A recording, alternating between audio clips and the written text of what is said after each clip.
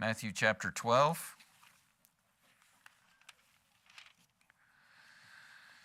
So anybody know what's happening on Sunday?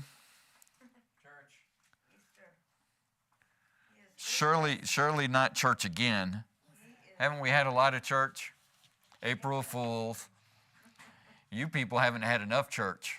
That's okay. You know how I know that? You were there. I was there. I'm probably the cause of part of it. But Easter is happening on Sunday, of course, celebrating the resurrection. And usually on the Wednesday before, I cover a little bit of the same material, what's going on in the week, what has happened to Christ. We just did Christ in the Passover. That was his Last Supper. That was on Sunday. He was arrested that night. So he went to the garden and he prayed. Matter of fact, I've been kind of kicking around whether I was going to cover this or not, but I am. Let's turn to John 17. We'll get to Matthew 12 in a couple of minutes. John chapter 17.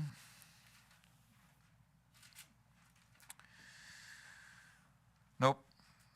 John chapter, it's going to be either 15 or 16. Hold on, let me look.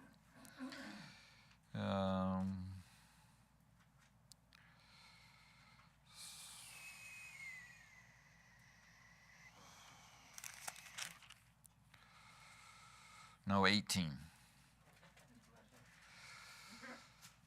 John chapter 18.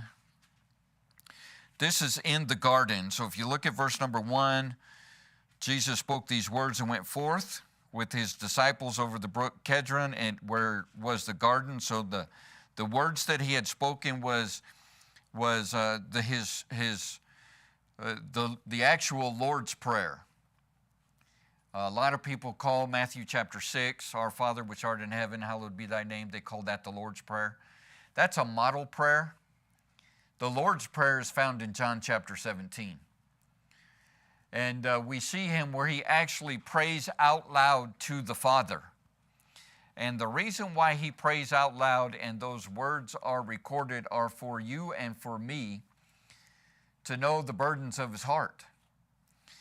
And then after that prayer, Judas, in verse number 3 of chapter 18, Judas then, having received a band of men and officers from the chief priests and Pharisees, cometh thither with lanterns and torches and weapons. Jesus, therefore, knowing all things that should come upon him, went forth and said unto them, Whom seek ye? They answered him, Jesus of Nazareth. Jesus saith unto them, I am he. And Jesus also, which betrayed him, stood with them. Now, the thing that I wanted to point out in this is we have a clear connection back to Exodus chapter number 3, where Moses is standing before the burning bush.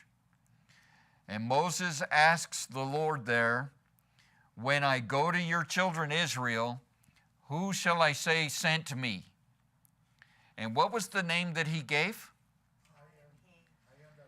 It's I am that I am. And in the Hebrew, it is I exist, the one that exists. All right? I exist, that exists. And when you look at this one, where Jesus says, I am he, and if you'll notice in the King James Bible, the word he there is italicized. Do you guys see that? Do you know what the significance of the italicized words are in the King James Bible? I've mentioned this before. All right? It's not, the word he is not found in the Greek language.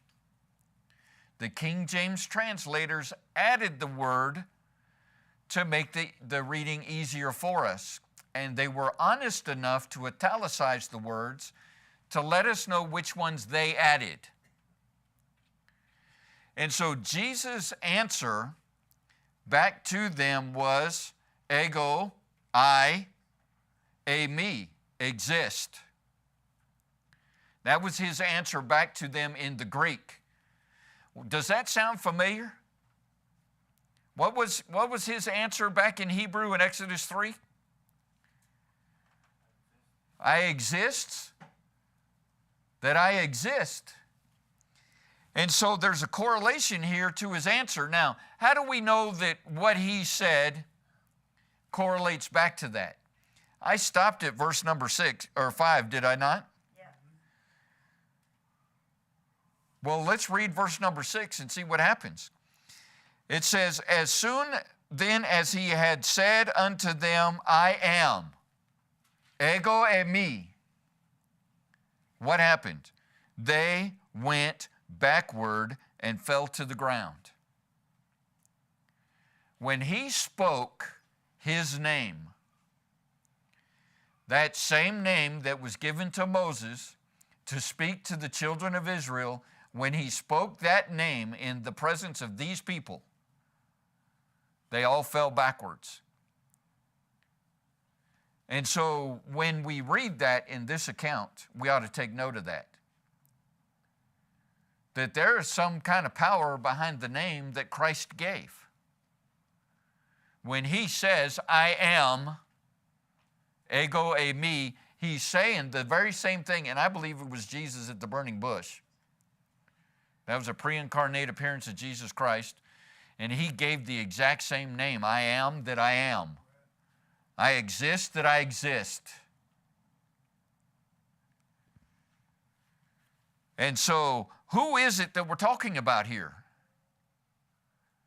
You know, when we're speaking about the passion of Christ and the one that was in the garden and the one that's about to be arrested, that's what happens in the rest of this chapter. He gets arrested, then he gets brought before the high priest. And then the high priest, once he's done examining him, he brings him to Pilate. And Pilate examines him, and then the Roman soldiers. But who is it that all of this is happening to? God. Right? God. It's happening to God.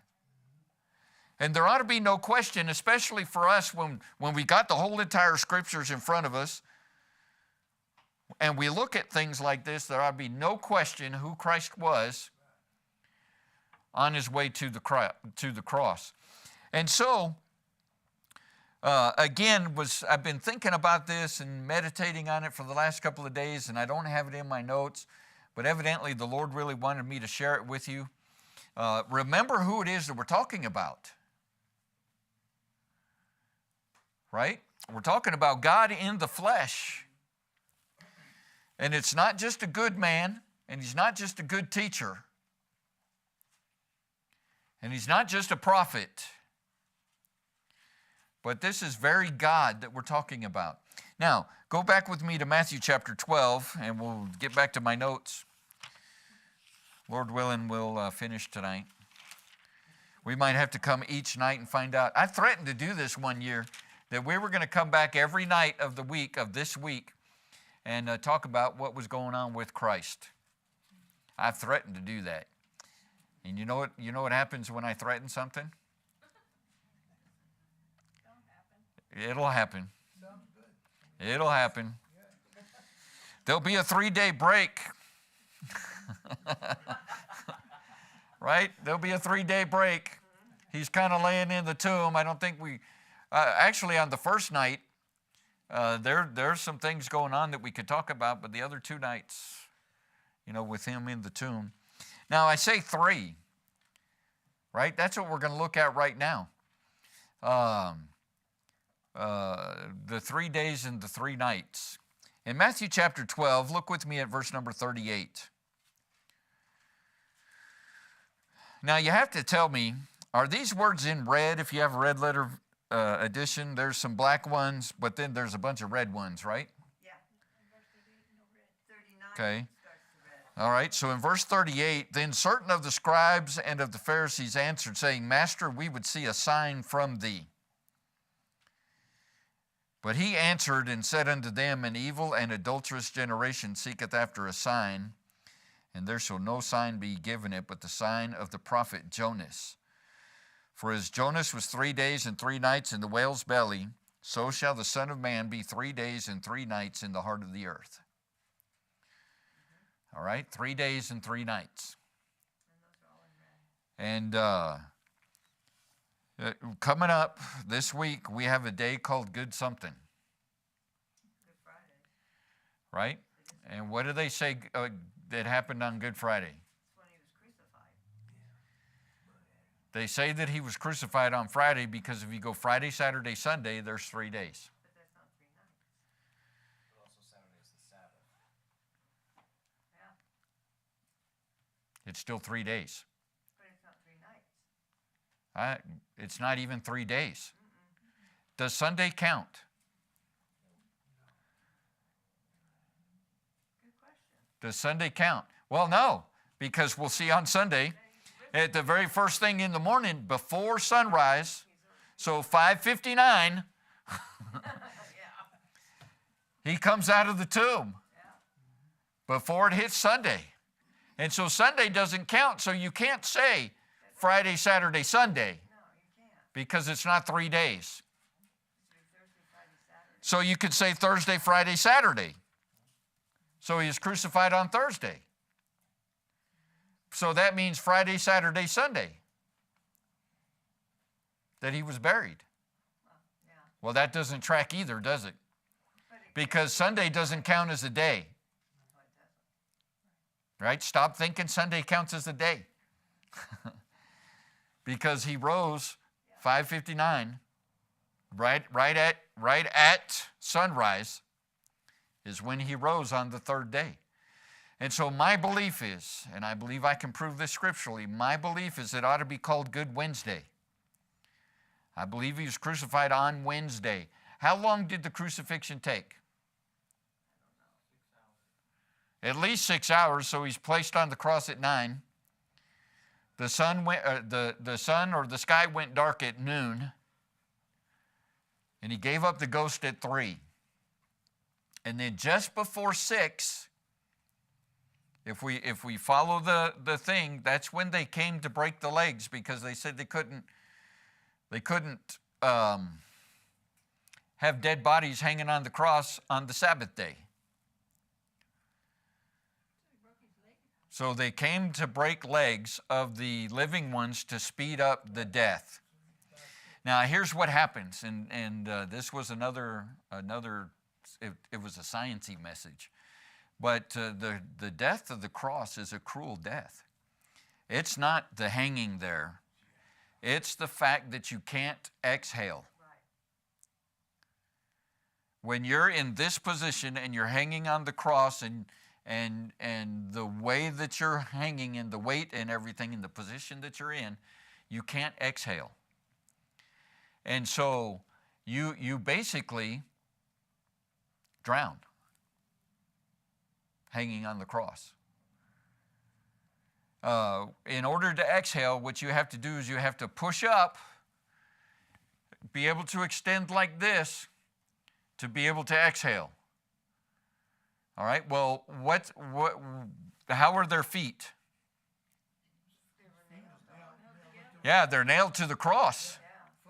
All right, yeah, it's flat-footed, so you might see a little wedge on some pictures. There's no wedge.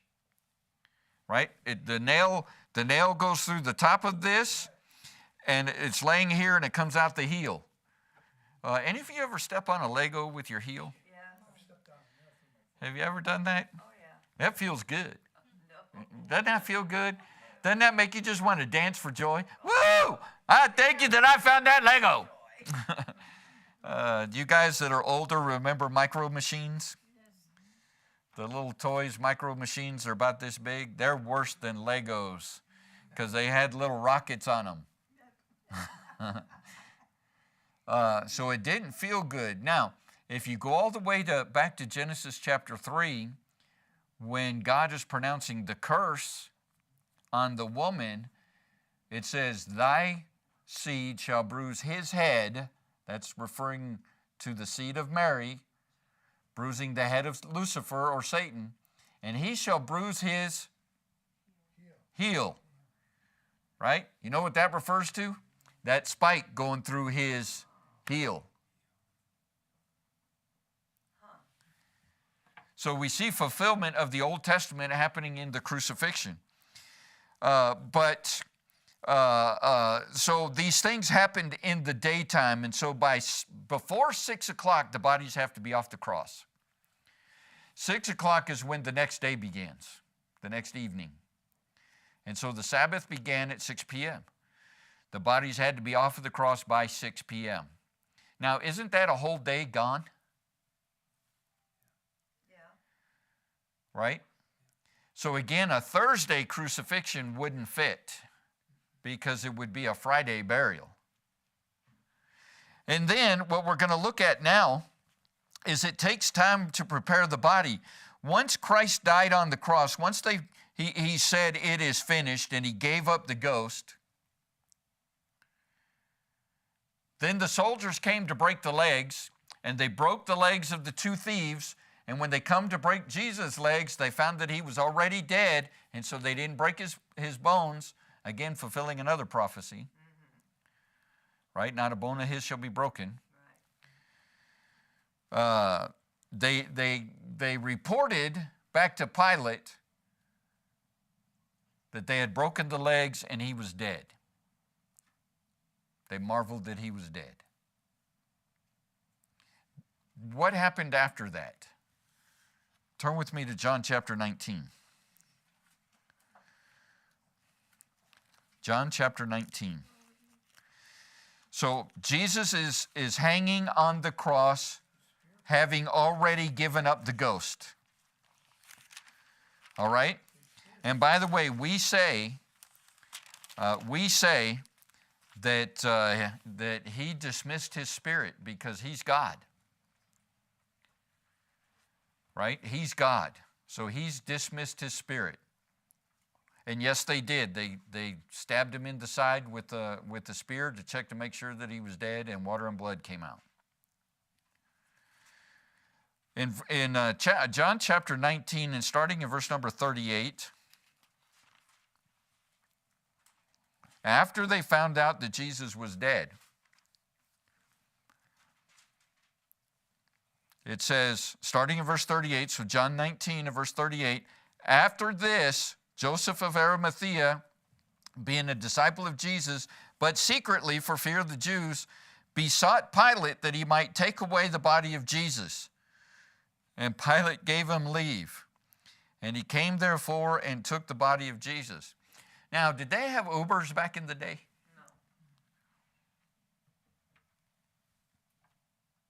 Anybody? It was a walk to go from where Pilate's judgment seat was to where Calvary is. And if you ever look at a map of Jerusalem, Pilate's seat would be in the middle of the city, and Calvary, where Christ was crucified, was a good distance outside the city. And so here's what had to transpire without an Uber, right? They didn't have Uber camels or Uber donkeys or things like that. How long does it take the average human? Let's just say it was 1 mile. Okay? How long does it take the average human to walk 1 mile? I would say 35 minutes, 45 minutes. That's if you're not carrying I anything. do 2 miles in an hour and 2 hours and 15 minutes. Okay, so anybody have a phone? Let's average person walking a mile, I'm pretty average. right? I would say Joseph of Arimathea was average. He wasn't a marathon runner.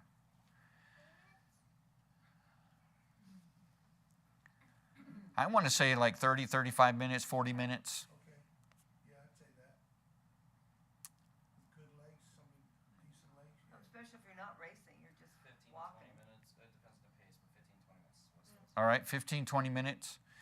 But let's call it windy roads and up and down because we're going up to Mount Calvary. So let's just call it 30 minutes. Okay, round number. Let's just call it 30 minutes. So it took Joseph of Arimathea 30 minutes to get to Pilate. Do you think Pilate saw him right away? No. I mean, 6 p.m., that's probably dinner time, Yeah. right? And he's Pilate, he's the governor, so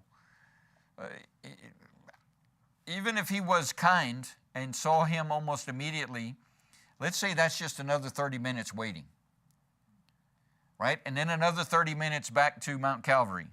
So an hour and a half has transpired. All right, now he's got to take the body down from the cross, and then he's got to carry the body from there to the garden tomb. Yeah. All right, so we're already talking in the evening, late evening. He was an older man, wasn't he? Well, we're not told that. Or they always portray him as that? They always portray him as an older guy, except in the Passion of the Christ, he was kind of a younger one, Okay. maybe 30s, 35, 40. So that's a lot for one man. That's a lot for one man. God. All right, and then let's continue reading in John chapter 19. All right, David, I was going to get there. I know you've already gone on. Okay, so we're already late evening, Well, it says by night. right? We're already late evening. Yeah. And then it says in verse 39, and there came also Nicodemus, which at the first came to Jesus by night. So this is John chapter 3, Jordan and Stephanie. Okay, because that's what we're studying. And Nicodemus brought a mixture of myrrh and aloes and 100-pound weight. So Nicodemus had to wait until he found out where Joseph of Arimathea brought the body so that he knew where to bring 100 pounds of myrrh and aloes. How long? I mean, he's a scribe. How long do you think it took him to carry 100 pounds of spices from his house to the garden tomb? Couldn't he had a buggy or a wagon? He could have had servants, Yeah. but still, And even Joseph could have had somebody help him too. Could have. could have. But two guys carrying a dead body, No, I'm with you. you know, It's a lot of work. probably easier to do the fireman carry, one person, than it is trying to carry a dead body. Have you ever carried dead weight? I mean, children get real heavy when they're asleep, right? It's like they gained 45 pounds. They don't even weigh 45 pounds, but when they're asleep and they're just laying there like this, you're like, and your back is killing you. Carrying a dead weight, you know, there's nothing there to help you out. So it would have taken time. And then Nicodemus came with the spices and stuff. And in verse 40, then they took the body of Jesus and wound it in linen clothes with the spices, as the manner of the Jews is to bury. So how long does it take to wrap a body Well, they put all those spices in linen clothes? on too. All right, so here's what I'm getting at. Takes a lot. A Thursday crucifixion doesn't fit because he's not going to get buried until Friday. Yeah. And Sunday's not a day because he raises before the day starts. Right? And so all of that to say, I'm a good Wednesday guy. Right? I'm a Wednesday crucifixion, Thursday burial. Yeah. And if he was buried Thursday morning, Then that's 3 days. then that tracks with a resurrection of Sunday morning. Right. And so again, I'm a good Wednesday guy. So what did he do for 3 days and 3 nights then? When he's in the tomb, is he just laying there chilling? No, of course not. Is he just laying there hanging out? Didn't they say he went down under? Well, let's go to Ephesians chapter 4. Let's see if that tracks. Let's see if Moses got the right answer. Ephesians chapter 4. Right? So we read in Matthew chapter 12, here's the sign. For as Jonas was 3 days and 3 nights in the whale's belly. Now you know that's the New Testament spelling for Jonah of the Old Testament. All right, that's not a big leap. So shall the Son of Man be 3 days and 3 nights in the heart of the earth. Well, in Ephesians chapter 4 and verse number 8, and I feel like it's probably been, I don't know, now 2 or 3 months since we covered this on Sunday morning. In verse number 8 of Ephesians 4, wherefore he saith, when he ascended up on high, he led captivity captive and gave gifts unto men. All right, he led captivity captive. Well, who was captive? All the dead people, right? Who's the captive? Who's captive? Then it says, and gave gifts unto them. Verse number 9, now he that ascended, that's gone up. But what is it that he also descended first into the lower parts of the earth? All right, what did it say in Matthew chapter 12? Where did he go? Or where was he going to go? He's going to spend 3 days and 3 nights in the what? The heart of the earth. Right? And now here in Ephesians chapter 4, it says he descended first into the lower parts of the earth. He that descended, so went down to the lower parts of the earth, is also is the same also that ascended up far above all the heavens, that he might fulfill all things. So what did Jesus do for those 3 days and 3 nights? Let's look at Luke chapter 16 and then we'll be done. I'm going to tie this together right now. Here's the answer. Here's the answer. We find the answer in Luke chapter 16.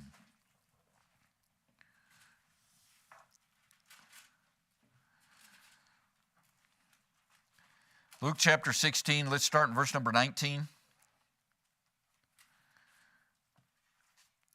So Luke chapter 16, starting in verse 19. Now it says, there was a certain rich man which was clothed in purple and fine linen and fared sumptuously every day. And there was a certain beggar named Lazarus, which was laid at his gate full of sores, and desiring to be fed with the crumbs which fell from the rich man's table. Moreover, the dogs came and licked his sores. And it came to pass that the beggar died and was carried by the angels into Abraham's bosom. All right, where's that? It says, the rich man also died and was buried. And in hell he lift up his eyes, being in torments, and seeth Abraham afar off, and Lazarus. So where is Abraham's bosom and hell? Inside the earth. All right, they're in the same place. All right, let's be general first. They're in the same place.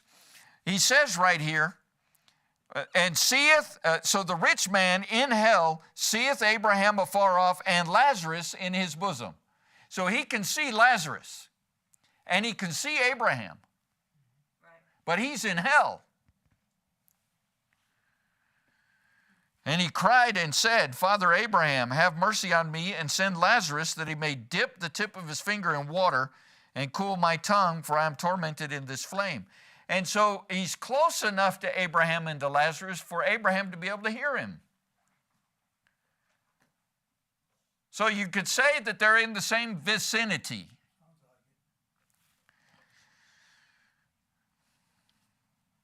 Abraham said in verse 25, Son, remember thou in thy lifetime receiveth thy good things, and likewise Lazarus evil things, but now he is comforted and thou art tormented. And beside this, between us and you, there's a great gulf fixed,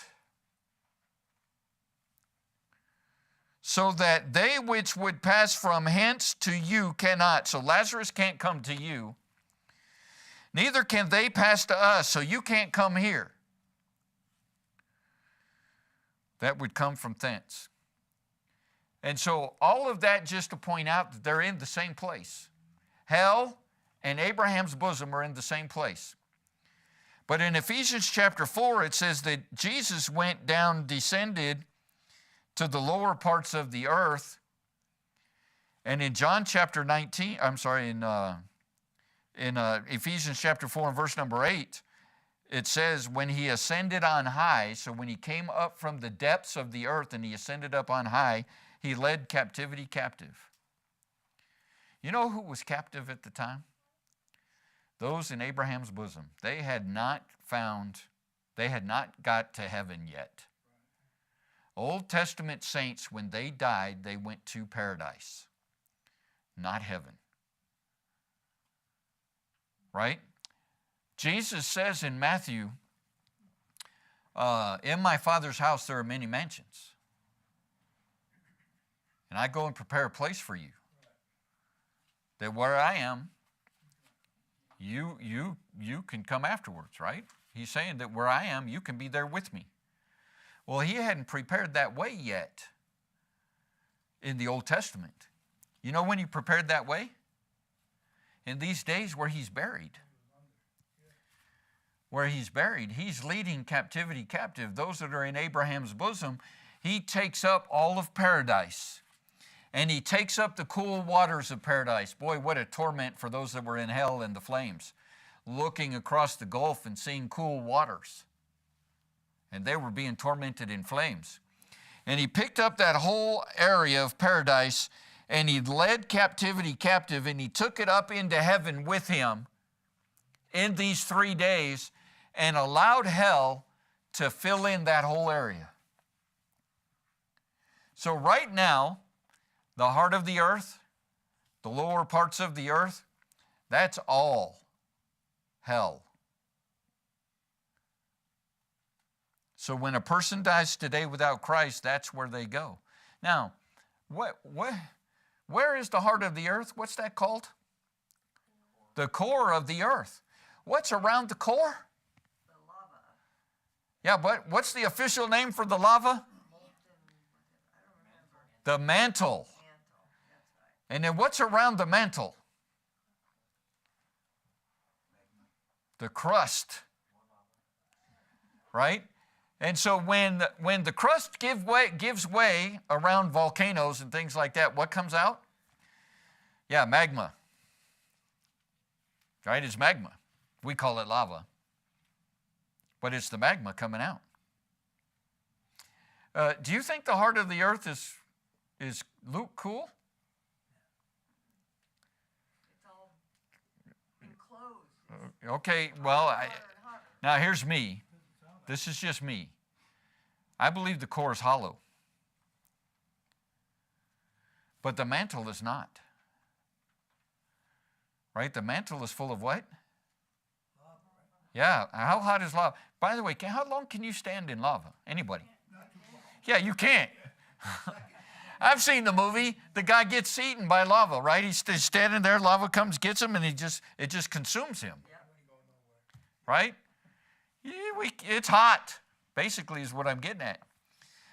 Pompeii, way back when Vesuvius erupted, what happened there? Immediately. I mean, you still have people standing there encrusted with lava. And the shadows of people from that protoplastic cloud. Yeah. Pyroclastic? Pyroclastic cloud. Pyroclastic. Proclastic. Is it pro? I think it's pyro. But I'll be corrected. But that cloud moves at hundreds of miles an hour, and it's full of heat.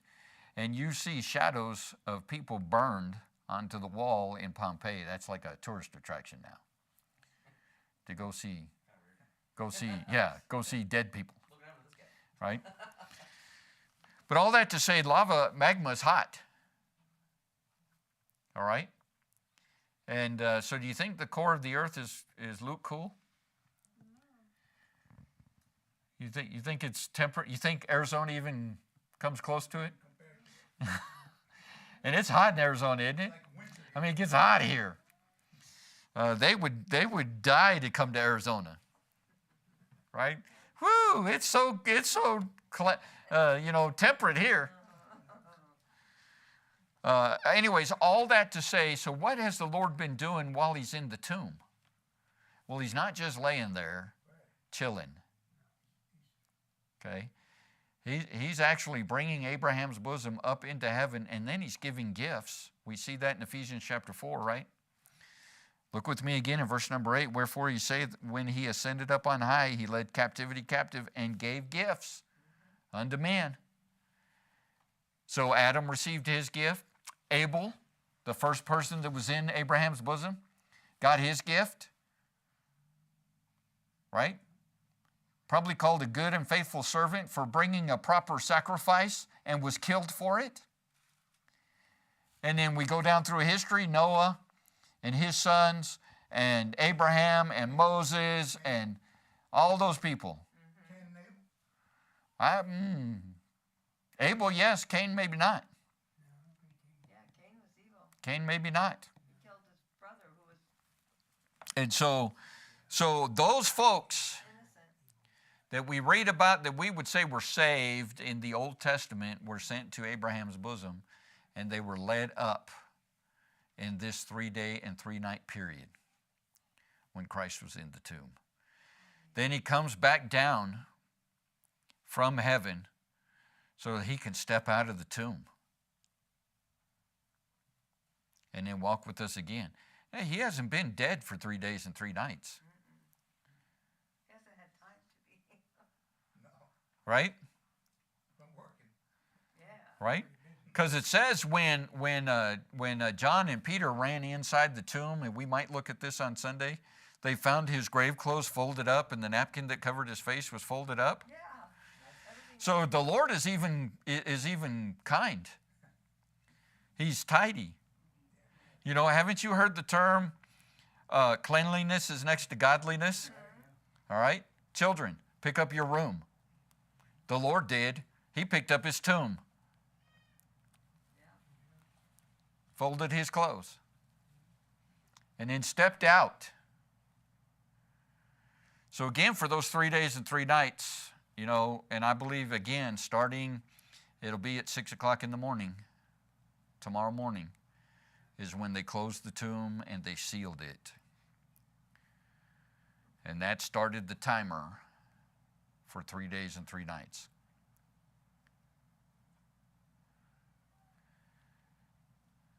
And so again, you know, all of this just talking about what's happened since Christ in the Passover, the Last Supper.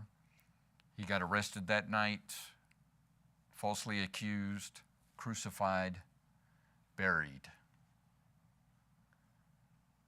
All in since Sunday. And then now in the mode to be resurrected. All right, any questions about what we've talked about?